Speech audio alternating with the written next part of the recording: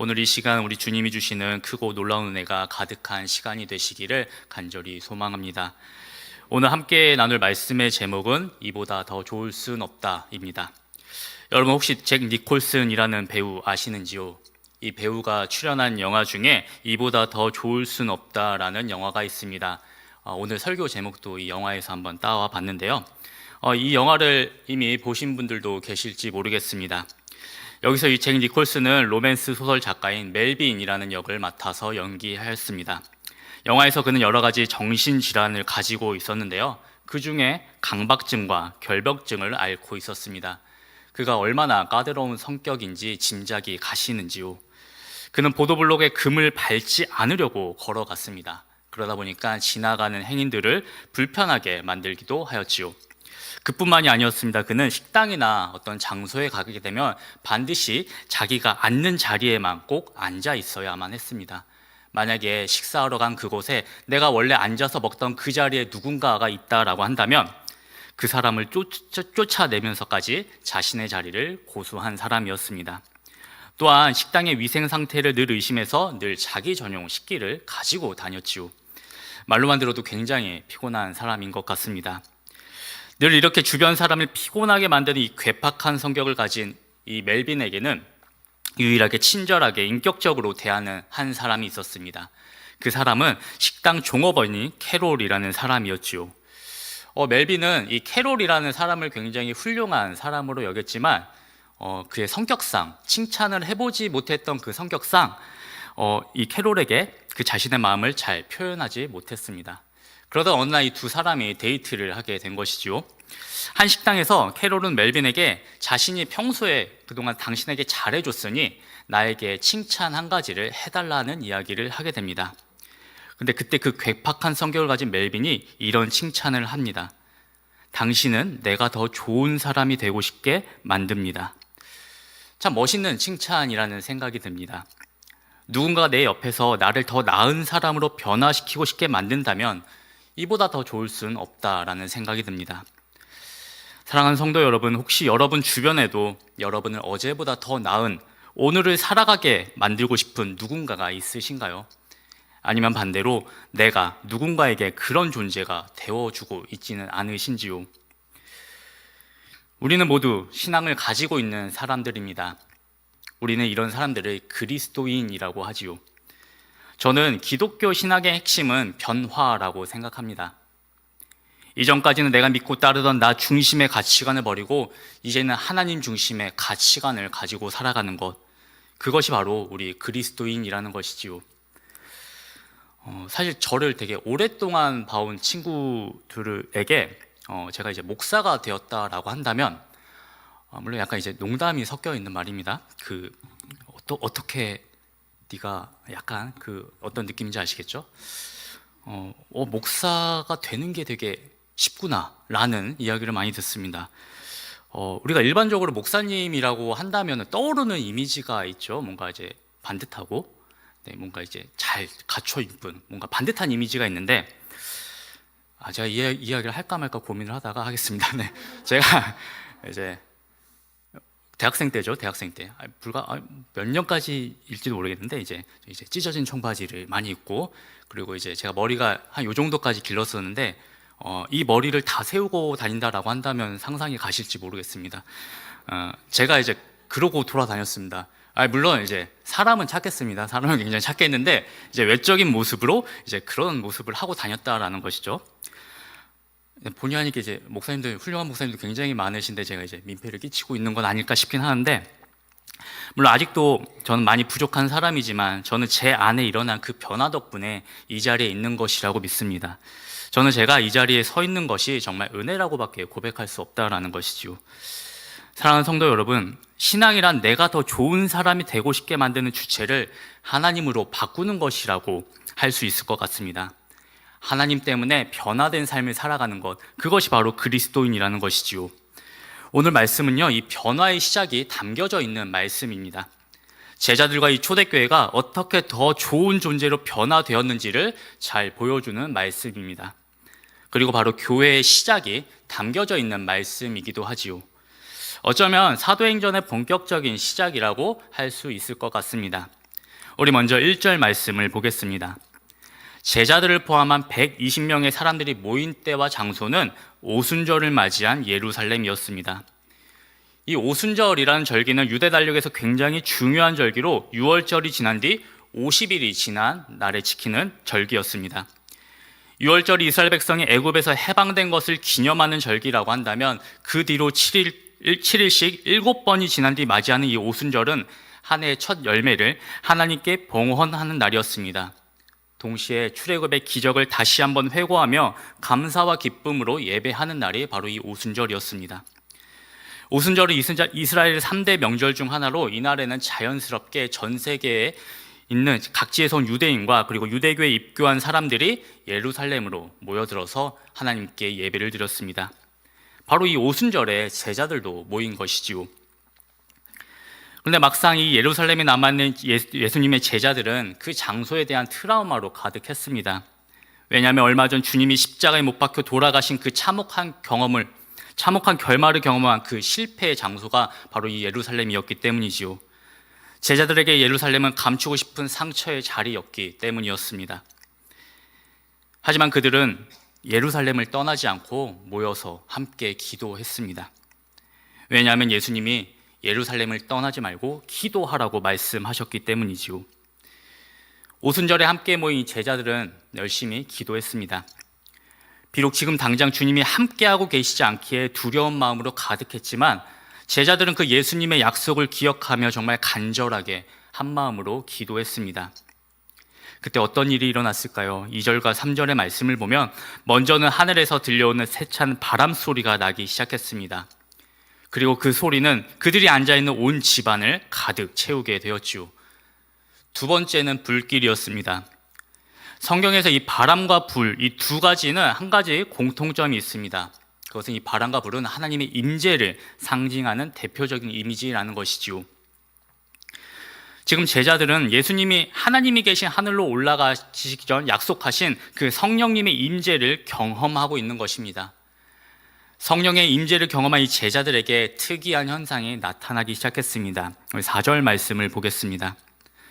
보통 우리가 성령 충만해진 제자들이 방언을 했다라고 생각을 하는데요. 성경을 자세히 읽어보면 그렇지 않습니다. 제자들은 방언을 한 것이 아니라 다른 나라 언어로 말을 하기 시작했습니다.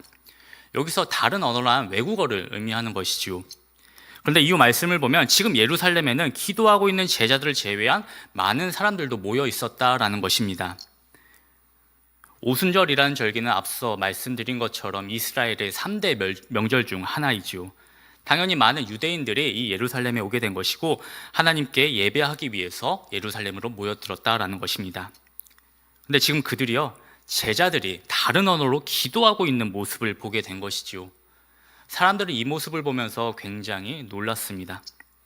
왜냐하면 이 제자들은 갈릴리 지역 사람들인데 갈릴리 지역 언어가 아닌 외국어로 기도를 하고 있었기 때문이죠. 세상 사람들이 들을 수 있도록 각기 다른 언어로 기도했다라는 것입니다. 이 모습을 보면서 사람들은 이 제자들이 술에 취했다라고 반응하는 사람들도 있었습니다. 왜냐하면 이 제자들은 갈릴리 출신이기 때문이지요.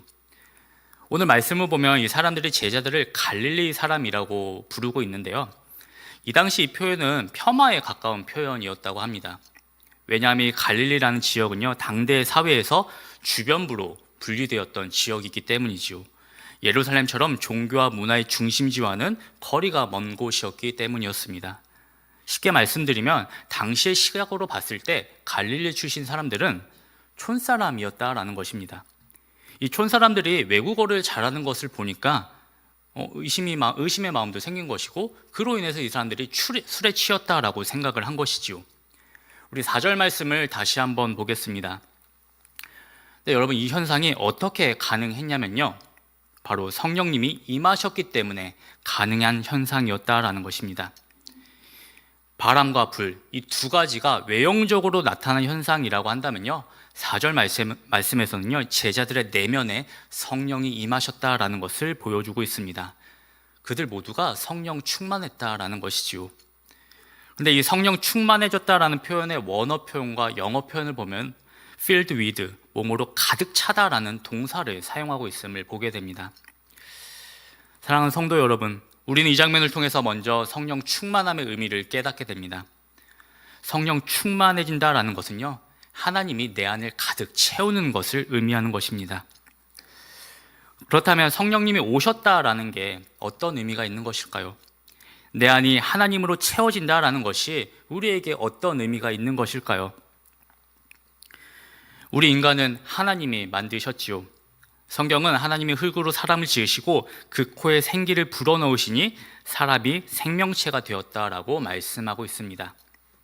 다시 말해서 사람에게 하나님의 영을 집어넣으셨다라는 것이지요. 그제서야 흙은 온전한 사람이 됩니다. 그리고 남자의 갈빗대를 하나 뽑아서 여자를 만드시지요. 그 이후 이야기는 우리가 너무나도 잘 아는 이야기들입니다. 결국 그 뱀의 유혹에 넘어간 그들로 인해서 죄가 사람에게 들어오기 시작하게 되었지요. 성경은 이에 대해서 그들이 육체가 되었다라고 말씀하고 있습니다. 성경에서 육체가 되었다라는 것은요, 하나님과 반대되는 것을 의미하는 것입니다. 죄로 인해서 하나님의 영이 이제는 우리와 함께하지 않게 되었다라는 것을 의미하는 것이죠. 하지만 우리 하나님은 사랑이 많으신 하나님이시죠. 하나님은 요엘 선지자를 통해서 한 가지 약속을 하십니다. 너무나도 유명한 말씀이지요. 우리 요엘서 2장 28절의 말씀을 한 목소리로 읽어보겠습니다. 함께 읽겠습니다. 그 후에 내가 내 영을 만민에게 부어주리니 너희 자녀들이 장래일을 말할 것이며 너희 늙은이는 꿈을 꾸며 너희 젊은이는 이상을 볼 것이며. 아멘. 하나님은 하나님의 영을 보내주시겠다라고 약속하시지요. 이 약속은 회복을 약속하시는 것입니다. 또한 부활하신 예수님은 제자들에게 이렇게 말씀하십니다. 요한복음 20장 21절부터 22절까지의 말씀인데요, 이 말씀은 제가 봉독해 드리겠습니다. 예수께서 또 이르시되 너희에게 평강이 있을지어다. 아버지께서 나를 보내신 것 같이 나도 너희를 보내노라. 이 말씀을 하시고 그들을 향하사 숨을 내쉬며 이르시되 성령을 받으라. 아멘. 부활하신 예수님은 두려움에 떨고 있는 그 제자들에게 평화, 샬롬이 있을 것이라고 말씀하고 계십니다. 그리고 예수님은 숨을 내쉬면서 성령을 받으라고 말씀하시지요. 이 숨을 내쉰다라는 표현은 성경에서 딱 2번 등장하는 표현입니다. 앞서 말씀드린 하나님이 사람을 만드시면서 그 코에 생기를 불어넣으셨을 때와 부활하신 예수님이 성령을 받으라고 말씀하실 때 이렇게 2번 등장하지요. 사랑하는 성도 여러분, 성령님이 오셨다라는 것이 바로 이런 의미라는 것입니다. 성령님이 임하셨다라는 것은요, 회복을 의미하는 것입니다. 성령님은 두려움으로 떨고 있는 우리에게 샬롬, 평화를 주신다라는 것이지요. 그리고 성령으로 내 안을 가득 채우는 일이 시작되면 우리의 정체성이 달라지게 된다라는 것입니다. 빈 컵에 물을 담으면 물컵이 되고 커피를 담으면 커피컵이 되죠. 컵의 정체성은 그 안에 무엇이 채워지느냐에 따라 결정됩니다. 마찬가지로 우리의 삶도 무엇으로 채워지느냐에 따라 달라진다라는 것이지요. 우리의 생각이 세상의 것들로 가득 채워진다라고 한다면 우리는 세상의 가치를 따르는 사람이 될 것입니다. 그러나 우리가 성령으로 충만해진다라고 한다면 우리의 말과 행동은 달라지게 될 것입니다. 성령 충만한 사람은요, 어떠한 상황 속에서도 흔들리지 않습니다. 세상의 유혹과 어려움 속에서도 흔들리지 않는 믿음을 가지게 됩니다. 성령 충만한 사람은요, 예배를 소중히 여기고 기도를 삶의 중심으로 두는 삶을 살게 됩니다. 또한 성령 충만해지면 우리는 곧 하나님의 사람이 되는 것이고 말과 행동으로부터 전혀 다른 모습이 흘러나오게 된다라는 것이지요. 하나님으로 내 안이 가득 채워진 사람은요, 하나님의 사람, 그리스도인이 된다라는 것입니다. 지금 여기 계신 여러분은 무엇으로 채워져 계시나요? 성령님으로 가득 채워지는 놀라운 은혜가 우리 가운데 임하기를 간절히 소망합니다. 사랑하는 성도 여러분, 이렇게 성령 충만해진 사람들에게, 하나님으로 내 안이 가득 채워진 사람들에게 가장 먼저 나타나는 현상이라고 한다면요, 바로 그 변화입니다. 그 직접적인 변화의 모습들이 먼저는 제자들을 통해서 나타나게 됩니다. 여러분, 제자들은 원래 어떤 사람들이었나요? 지금 청년부에서는 매일 마가복음의 말씀을 통해서 큐티 나눔을 하고 있는데요, 마가복음에서 살펴보는 이 제자들의 모습을 보면 답답함의 연속입니다. 예수님의 말씀을 자꾸 까먹고요. 예수님의 말씀을 자꾸 못 알아듣습니다. 뭐든지 다 할 수 있는 것처럼 허풍을 떨지만 죄다 실패합니다. 복음서의 제자들의 모습들은 이런 바보 같은 모습으로 가득하다라는 것이지요. 그런데 이런 바보 같은 모습의 절정이 무엇인가요? 예수님이 잡히시던 그 밤에 제자들은 다 한 명도 빠지지 않고 도망가게 되지요. 적어도 복음서에서 나타난 이 제자들의 모습을 보면요, 도대체 예수님이 이런 바보들과 어떻게 하나님 나라를 이루시려고 했을까라는 질문들로 가득하게 됩니다. 그런데 이런 바보 같은 제자들이요, 성령 강림 이후에는, 성령 충만해진 이후에는 달라진다라는 것입니다. 그들은 더 이상 도망가지 않습니다. 그들은 더 이상 변명하지도 않습니다. 그들은 전혀 다른 모습, 담대한 모습으로 복음을 전하게 됩니다. 매를 맞을지더라도, 감옥에 갇힐지라도, 비난받는다 하더라도 이제 더 이상 그들은 두려워하지 않고 도망가지도 않고 담대히 복음을 전하게 됩니다. 그렇다면 여러분, 예수님과 그 3년이라는 긴 시간을 함께 하면서도 변하지 않았던 이들이 도대체 어떻게 이렇게 변할 수 있었을까요? 도대체 그들이 경험한 그 성령 강림, 성령 충만함을 통해서 이들이 경험하고 깨달은 것은 무엇일까요? 첫 번째는요, 하나님이 나와 함께 하신다. 제자들은 가장 먼저 이 사실을 깨달았습니다. 다른 사람들은 보지 못했지만 제자들은 너무나도 분명하게 보고 경험한 하나님의 임재가 있었지요. 제자들은 바람의 소리처럼 임하시는 하나님을 경험했고요, 불꽃처럼 임하시는 하나님을 경험했습니다. 구약시대에도 하나님의 임재는 바람과 불로 표현되곤 했습니다. 엘리사를 둘러싼 불병거, 모세가 시내산에서 보았던 불같은 하나님의 임재, 그리고 격렬하게 부는 바람이 하나님의 영광, 하나님의 임재를 상징하곤 했습니다. 오순절 그날 마가의 다락방에서 제자들은 오감으로 하나님이 지금 우리 곁에 살아계시다라는 사실을 경험하고 느꼈다라는 것이지요. 이것이 제자들에게 어떻게 작용되었냐라고 한다면요, 두려움을 떨쳐내게 해줬습니다. 앞서 말씀드린 것처럼 제자들은 얼마 전까지만 해도 예수님이 잡혀가실 때 뿔뿔이 도망쳤던 사람들이었습니다. 우리가 앞으로 사도행전 말씀을 통해서 계속 살펴보겠지만 제자들은 이 성령 충만함을 경험한 후에 자신들을 박해하려던 그 유대교 지도자들 앞에서도 조금의 망설임 없이 나아갑니다. 제자들은 끊임없이 복음을 선포하고 기도하고 때로는 능력을 베풀면서 수많은 사람들에게 복음, 예수님을 전하는 모습을 보여줍니다. 이는 결코 사람의 의지로 설명될 수 없는 현상이지요. 성령 충만함, 곧 내 안에 하나님이 가득 차 있는 그 확신이 제자들에게 있는 그 두려움을 압도했다라는 것입니다.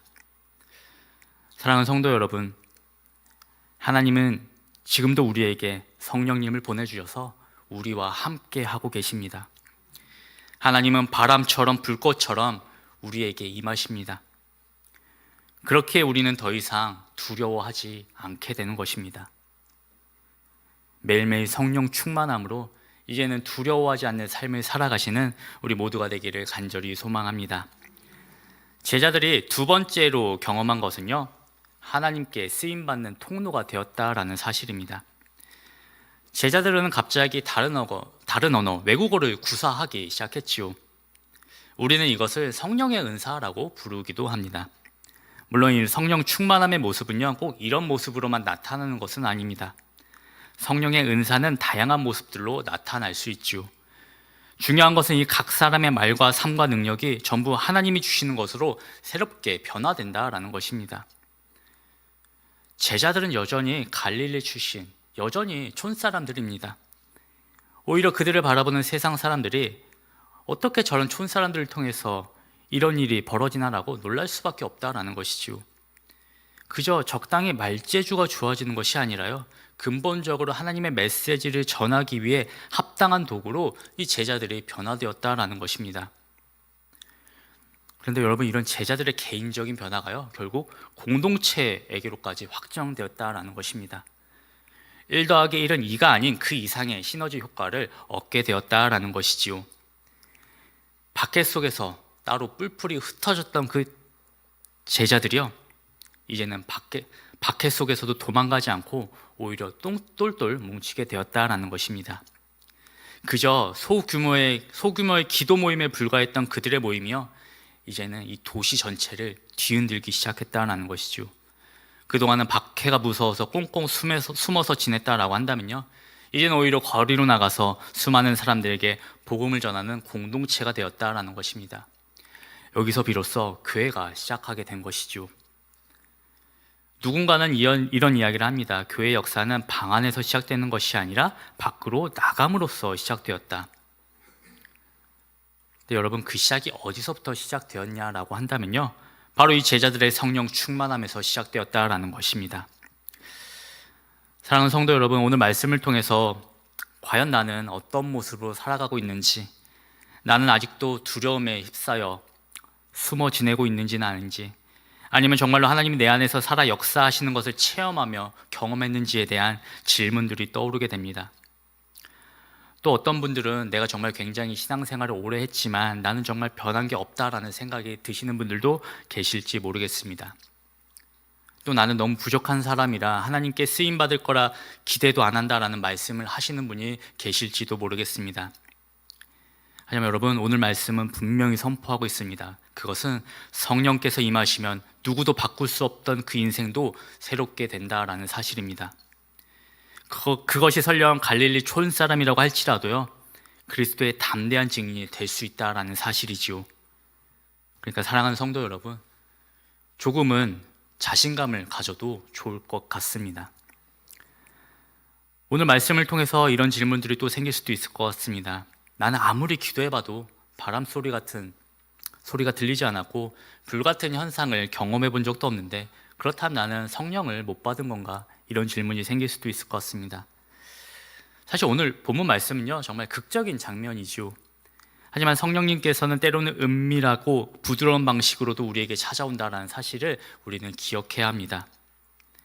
하나님이 엘리야 선지자에게 임하실 때 거대한 지진이나 폭풍이 아니라 세미한 음성으로도 찾아오셨다라는 사실을 우리는 기억해야 할 것입니다. 오늘 말씀이요, 단순히 2000년 전에는 이런 일이 있었대라는 이 정도의 수준으로만 다가오게 된다라고 한다면요, 너무나도 안타까운 일이 될 것입니다. 사랑하는 성도 여러분, 2000년 전 성령님께서 임하신 그 사건은요, 단순히 한 번 지나간 한 역사의 장면이 아니라 지금도 우리 안에서 동일하게 재현될 수 있는 살아있는 메시지라는 사실을 꼭 기억하시길 간절히 소망합니다. 말씀을 맺겠습니다. 사랑하는 성도 여러분, 성령님은 하나님이 우리에게 주신 선물입니다. 성령님을 만난다라는 것은요, 내 안을 하나님으로 가득 채운다라는 의미이죠. 그런 사람들은요, 그들의 삶의 변화를 경험하게 됩니다. 더 이상 나 중심, 내가 주인인 삶을 살아가는 것이 아니라 나를 가득 채운 그 하나님 중심의 가치관을 가지고 살아가는 변화가 일어난다라는 것이죠. 이제 내 삶의 주인이 내가 아니라 하나님이 된다라는 것입니다. 그런 우리에게 모든 삶의 구체적인 삶의 자리에서 그 주인을 의식하면서 살아가는 변화가 일어난다라는 것이지요. 예를 들면 이런 것들이 있을 것 같습니다. 나는 교회에 다니는 사람으로서 내가 이러면 안 될 테라는 생각과 행동들 분명히 있을 것이라고 생각합니다. 그런데 우리 안에 성령 하나님들이 이런 것들을 깨닫게 만들어 주신다라는 것이지요. 그런데 그것의 절대적인 기준은 바로 하나님의 말씀인 성경이라는 것입니다. 성령 하나님은 우리가 하나님의 말씀대로 살아갈 수 있도록 도와주시고 함께 하시고 우리를 인도하시는 분이라는 사실입니다. 예수님도 세례 요한에게 세례를 받으셨지요. 그때 하늘이 열리면서 비둘기 같은 성령이 임하시더니 하늘에서 이런 소리가 들렸습니다. 제가 마태복음 3장 17절의 말씀을 봉독하겠습니다. 그것은 내 사랑하는 아들이고 내 사랑하는 자라는 음성이었습니다. 사랑하는 성도 여러분, 우리 몸은 성령님이 머무시는 거룩한 성전입니다. 아멘이시죠? 성령님이 머무시는 그곳이 어디든 교회가 되는 것입니다. 성령님이 우리 안에 거하실 때 하나님은 우리를 내 사랑하는 딸이라고, 내 사랑하는 아들이라고 불러주실 것입니다. 이 시간 함께 예배하고 있는 우리 모두가 성령 충만하기를 간절히 소망합니다. 2000년 전 이 제자들에게 임하신 그 성령님은요, 지금 이 자리에도 함께하고 계시는 동일한 분입니다. 분명 우리 삶 가운데 도저히 변화되지 못할 것 같은 영역들 분명히 있습니다. 도저히 나 혼자서는 답을 못 찾을 것 같은 지점들 분명히 있지요. 하지만 사랑하는 성도 여러분, 꼭 기억하시길 바랍니다. 바로 그곳이요, 성령님께서 임하실 장소입니다. 바로 그곳이요, 성령님이 일하실 장소입니다. 그렇기에 더욱더 기도로 나아가는 우리 모두가 되었으면 좋겠습니다. 우리가 같은 마음을 품고 기도하는 지금 이 자리에서요, 성령님의 그 놀라운 은혜가 가득한 시간이 될 것입니다. 성령 충만한 삶, 주님이 나와 함께 하신다라는 그 확신의 삶, 우리 주님으로 행복한 삶, 그리스도인은 우리에게 이보다 더 좋은 삶은 없을 것입니다. 가장 먼저 성령 충만함을 위해 간절히 기도하는 우리 모두가 되기를 간절히 소망합니다. 그래서 우리 성령님과 함께 이보다 더 좋을 수 없는 성령 충만함을 살아가시는 우리 모두가 되기를 주님의 이름으로 간절히 축원합니다. 우리 함께 말씀을 기억하며 기도하겠습니다. 사랑하는 성도 여러분, 오순절에 성령님이 임하시자 제자들은 두려움에서 벗어나 담대하게 변화되었습니다. 그리고 성령 충만함으로 복음을 전하며 교회의 시작을 이루었습니다. 오순절에 성령님이 임하셨을 때 제자들이 변화된 것처럼 우리의 마음도 성령으로 충만하여 하나님 중심의 삶을 살아가게 해달라고, 성령 충만함을 받은 제자들이 두려움을 떨치고 담대하게 복음을 전했던 것처럼 우리도 세상 속에서 담대한 믿음으로 살아가게 해달라고 우리 말씀을 기억하며 함께 기도하겠습니다. 참 좋으신 하나님 아버지, 오늘도 예배의 자리로 불러주시고 성령 충만함을 사모하는 마음을 주심에 감사합니다. 주님, 우리가 성령님으로 충만한 삶을 살게 하여 주옵소서. 우리의 마음을 세상의 가치로 채우지 않게 하여 주시고 오직 하나님으로 가득 채워져 변화되는 삶을 살아가는 우리 모두가 되게 하여 주옵소서. 주님, 우리는 때때로 두려워하고 흔들릴 때가 많음을 고백합니다.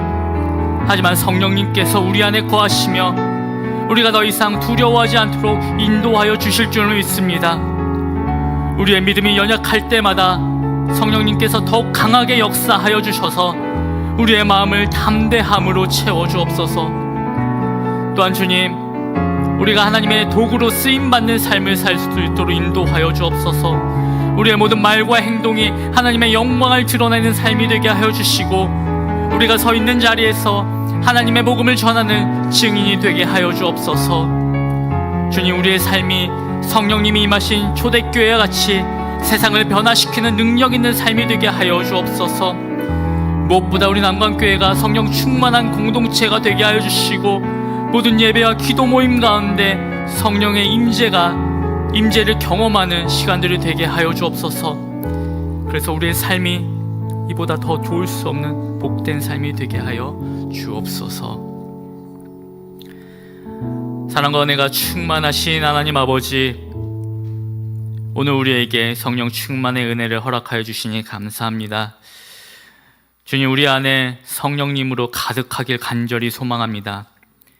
우리의 삶을 하나님으로 가득 채워주시고 성령님이 이끄시는 그 길을 걸어가게 하여 주옵소서. 주님, 우리는 연약하기에 때로는 두려움에 사로잡힐 때도 있습니다. 하지만 주님, 오늘 우리에게 주신 말씀을 기억하며 믿음으로 나아가길 소망합니다. 세상의 가치가 아니라 하나님의 가치를 붙들고 살아가는 담대한 믿음의 사람들이 되게 하여 주옵소서. 또한 우리의 삶이 하나님께 쓰임받는 삶이 되게 하여 주시고 우리를 통해 하나님의 복음이 전파되게 하여 주옵소서. 우리의 가정과 일터, 교회와 공동체 속에서 성령님의 역사가 나타나게 하여 주시고 하나님의 영광만이 온전히 드러내는 삶을 살아가는 우리의 삶이 되게 하여 주옵소서. 주님, 이 시간 함께 기도한 모든 성도들에게 이보다 더 좋을 수 없는 성령 충만함의 은혜를 부어주시고 우리의 삶이 날마다 주님과 동행하는 복된 삶이 되게 하여 주옵소서. 예수님의 이름으로 기도드립니다. 아멘.